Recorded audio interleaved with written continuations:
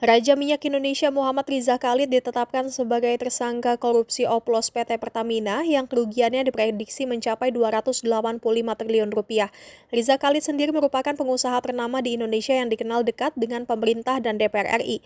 Kejaksaan Agung RI menyebut dalam kasus korupsi PT Pertamina, Riza Khalid berperan sebagai beneficial owner PT Orbit Terminal Merak.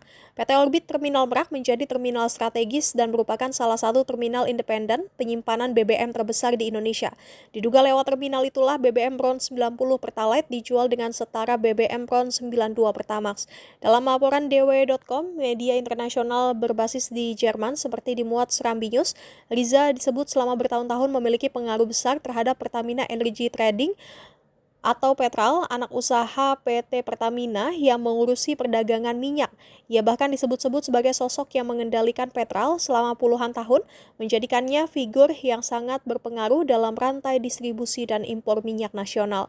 Namun saat tahun 2014, tim reformasi tata kelola minyak dan gas bumi atau Migas membubarkan Petral karena dianggap biang keladi BBM mahal di Indonesia.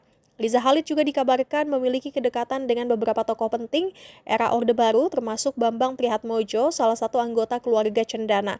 Kedekatan ini memperkuat posisinya di dunia usaha dan politik nasional pada masa itu.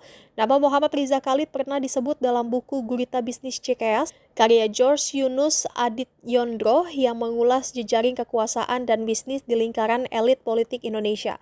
Selain itu, Riza Khalid juga sempat terseret kasus papa minta saham bersama Ketua DPR RI saat itu Setia Novanto. Dalam kasus tersebut, Riza diduga ikut hadir dalam pertemuan antara Ketua DPR, yakni Setia Novanto, dan Presiden Direktur PT Freeport Indonesia Ma'ruf Syamsuddin. Pertemuan itu awalnya diminta sebagai pertemuan empat mata, namun Novanto justru membawa Riza Khalid yang kemudian menjadi sorotan. Figur Riza Khalid juga dikenal luas di luar negeri, khususnya di Singapura, di mana ia dikenal sebagai pengusaha yang sangat disegani. Reputasinya terbentuk berkat keberhasilannya memenangkan berbagai tender besar di sektor minyak melalui perusahaannya Global Energy Resource.